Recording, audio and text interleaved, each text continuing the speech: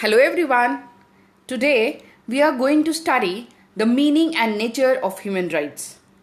In my previous video, I have discussed the syllabus of human rights in the IP University. So in the unit 1, you all know, you can see in the unit 1 that we have the first topic, meaning and nature of human rights.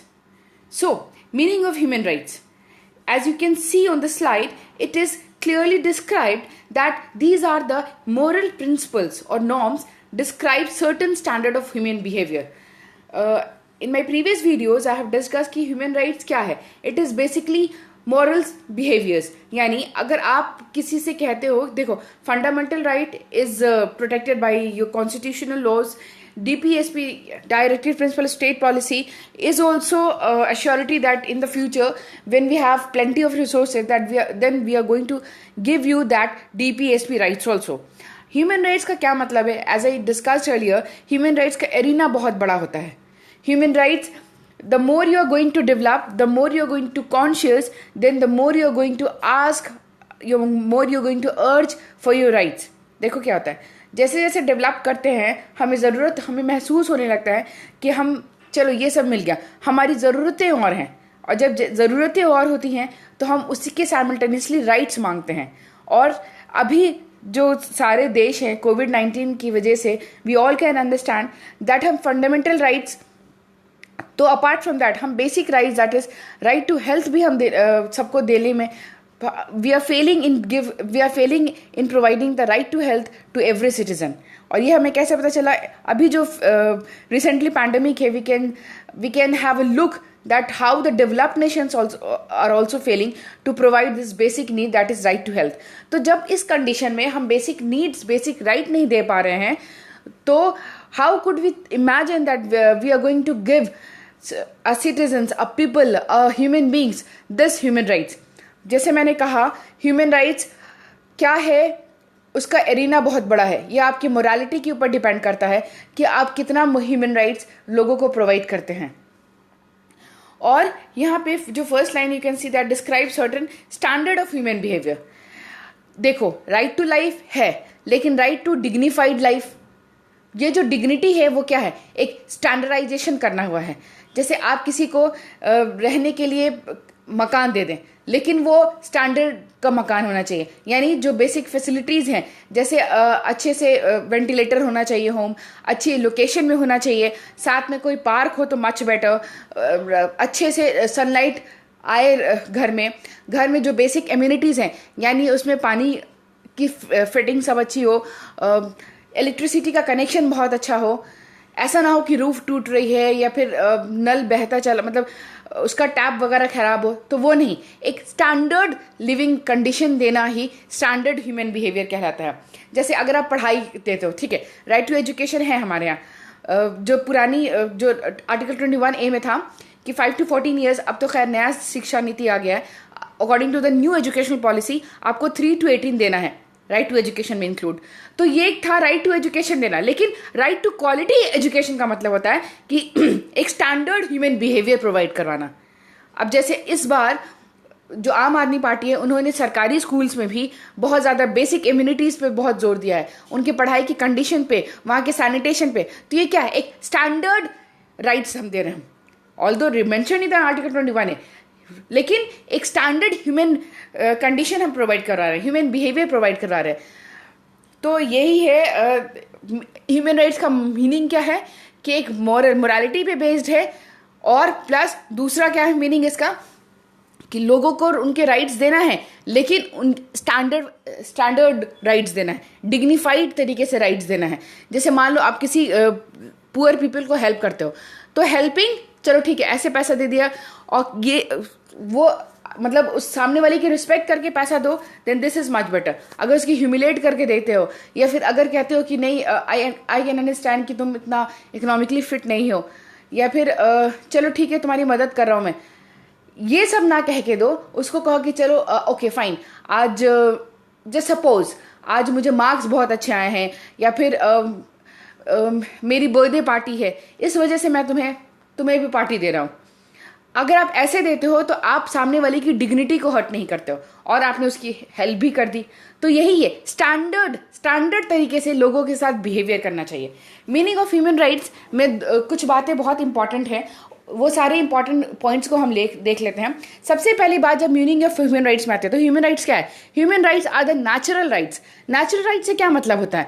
As I have discussed earlier also, जब हम इस दुनिया में आए थे तो as you all know that we were not granted any authority. I mean we all came in this world और हमारे ऊपर कोई अथॉरिटी नहीं थी। Nature created us and we came on this world. और ये नेचर ने जो ह्यूमन बींग को बनाया है, तो नेचर ने अपने साथ ह्यूमन बींग्स के साथ उनको विजडम की ताकत दे दी, इंटेलिजेंस की ताकत दी, सोचने की ताकत दी। वो जो कैपेसिटी ह्यूमन बींग के पास है और किसी भी लिविंग बींग के पास नहीं है। तो ये जो थिंकिंग, ये जो रीजनिंग एबिलिटी है, इसलिए क्योंकि नेचर के अकॉर्डिंगली ह्यूमन बीइंग एक वाइजिग्रेंट है, उसे पता है कि उसके लिए क्या सही क्या गलत है। इसलिए उसने, नेचर ने कोई हम पर अंकुश नहीं लगाया, हमारे ऊपर कोई बाउंडेशन, कोई लिमिटेशन नहीं दी। We came in this world, हम रह रहे थे सही से, but as the time was passing on, जब हमारा जिंदगी बेहतर, सिविलाइज्ड, मॉडिफाइड होने चला लगा, then we were facing some social issues also. तो at that point of time कोई एनार्की ना समाज में रहे, कोई अराजकता ना रहे, कोई डिस्टर्बेंस ना रहे, स्मूथनेस बनी रहे सोसाइटी की। इसलिए unanimously we all came together and we thought that we are going to appoint a person who is going to see all the rules and regulation, who is going to maintain the order of the society. तो willingly हमने कुछ अपने right surrender किए और हमने उस authority को surrender करा। और when we surrender those rights to that authority, then we assured कि ये authority is going to have a check and balance in the society. ठीक है, वो अश्योर करेगा कि हमारे राइट्स प्रोटेक्ट हो, प्लस हमें डेवलपमेंट की फैसिलिटीज मिले। तो नेचुरल राइट, ह्यूमन राइट्स को बार बार कहा जाता है नेचुरल राइट्स, इसलिए बस कहा जाता है so that we could remember कि नेचर ने हम पे बाउंडेशन नहीं लगाया था। विलिंगली हमने कुछ राइट सरेंडर किया in order to get the dignified life, in order to get the discipline society. तो इसलिए नेचुरल राइट्स बार बार कहा जाता है कि think of that time when nature is not giving any foundation upon you, then who is these authorities to put any foundation upon you? ये है कहने का मेन मकसद। तो in the next we can see, अगर हम human rights को within some points अगर डिस्कस करते हैं, तो first one is written that they are the fundamental, inalienable and essential for life as human being. इसका क्या मतलब है? फंडामेंटल का मतलब होता है जो बहुत बेसिक हो, जो बहुत नेसेसिटी हो, जिसके बिना आप as a human being survive ही नहीं कर सकते हो। तो ऑफकोर्स ह्यूमन राइट्स जो है, ऑल्दो देखो इसका जो एरिना होता है, जो बाउंड्री होती है ह्यूमन राइट्स का, वो बहुत बहुत बहुत बहुत ज़्यादा होती है। वो अपने अंदर फंडामेंटल राइट भी लेती है, वो अपने अंदर डीपीएस भी लेती है। The more you can think of your rights, it will be included in the human rights. आप समझ रहे हो? जैसे जैसे आप ग्रो करोगे, मैच्योर होगे, आपको लगेगा कि आपके डेवलपमेंट के लिए ये भी प्रोटेक्शन चाहिए, आपके डेवलपमेंट के लिए वो भी राइट्स चाहिए। तो इसका चूंकि एरेना बहुत बड़ा है, तो the more you are going to urge, the more you are going to think, the more you are going to demand for your rights. और वो सब कुछ समझो एक तरह से फ्यूचरिस्टिक भी है कि फ्यूचर में कैसे कैसे आप देखो, जैसे ह्यूमन बीइंग सिविलाइज करेगा, उसको ज़्यादा कॉन्शियसनेस होगी, तो फ्यूचर में क्या मांगा जाएगा, इसलिए उसका प्रीव्यू बहुत ज़्यादा एक्सटेंड कर दिया गया है। यानी उसके अंदर सब सारे के सारे different type of right include हो जाएंगे। तो और ये जो फंडामेंटल राइट है या डीपीएसपी है, वो बहुत छोटा छोटा कॉम्पोनेंट है ह्यूमन राइट्स का।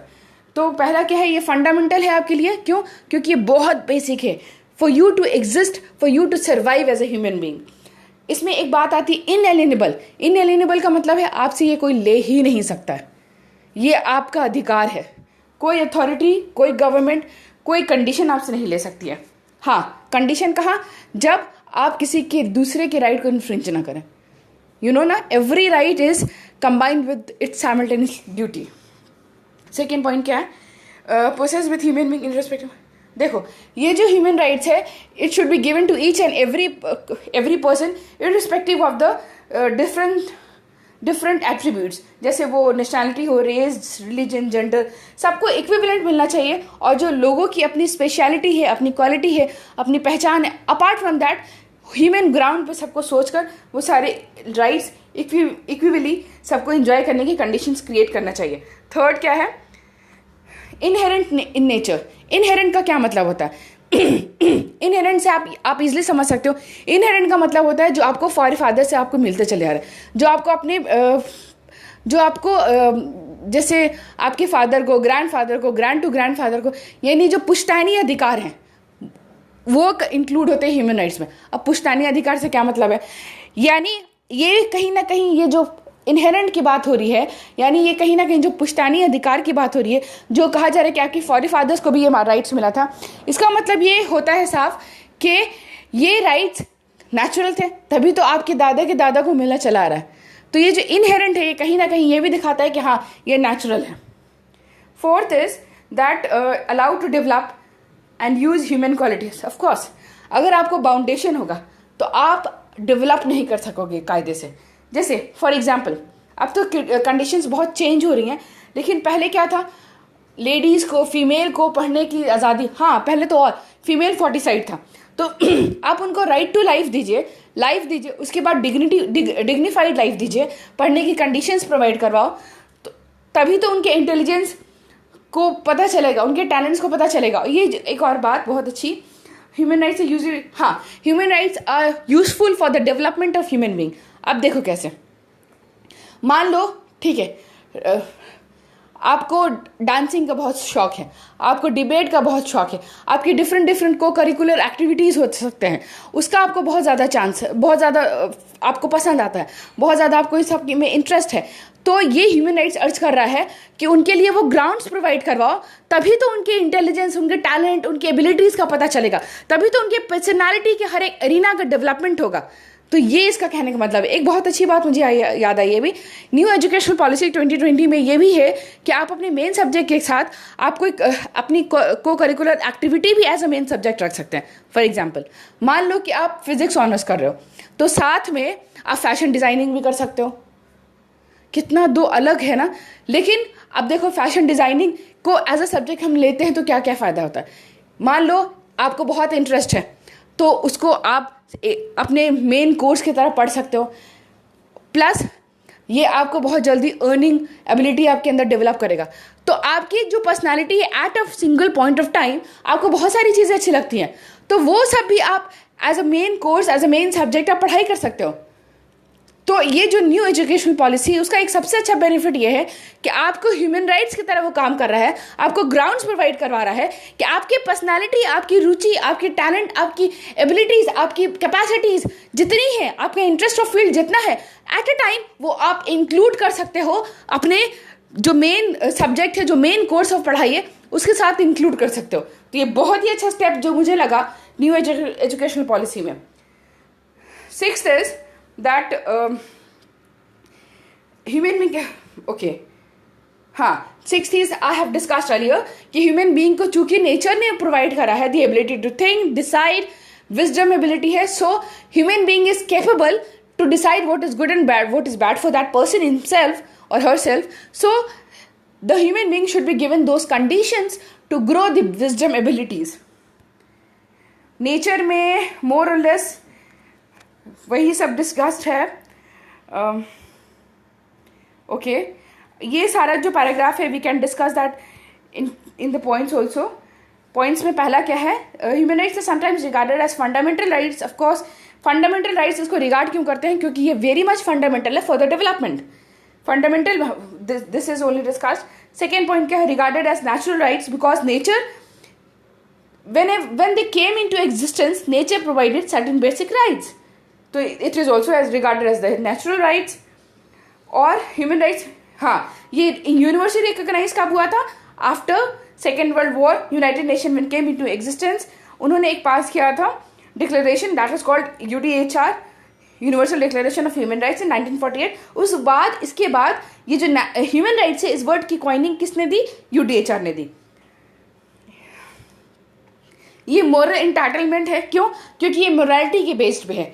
हम किसी को इतना डेवलपमेंट का चांसेस दें चाहे वो जैसे हमारे वो बाल बच्चे हों, हमारे बच्चे हों, हमारी न्यू जनरेशन हो, या हमारे पेरेंट्स हो, हमारे एल्डरली फैमिली मेम्बर्स हो, यानी सबको मोरालिटी के ग्राउंड्स पे आप अच्छे कंडीशंस प्रोवाइड करो। आप मान लो कि आप इकोनॉमिकली अच्छे कंडीशंस प्रोवाइड नहीं कर पा रहे हो, कम से कम अब्यूसिव तो मत बनो, कम से कम कनिंग तो मत करो, क्योंकि हर इंसान अलग है। उसकी वो जो स्पेशलिटी है या जो उसका डिफरेंस है, डिफरेंट ट्रेट है, कभी कभी वो बहुत अच्छा होता है। मान लो कि कोई बंदा बहुत डेवलप करा है, कोई डल है, मोरोन है, ठीक है, नेचर ने उसको बनाया। Respect the person as the person himself. Fifth and the last one is human rights refer to wide variety of values and capabilities reflecting the diversity of human circumstances and history. Of course, ये diversity दिखाता है। ये हम next YouTube में, next video में, that is generation of rights में हम पढ़ेंगे how the human rights is diversified. यानी हर इंसान अलग है, कंडीशंस अलग है, टाइम अलग है। Similarly the rights, different type of rights की अर्जेनेस हो रही है। तो this is all about nature and meaning of human rights. Thank you and I hope you liked it.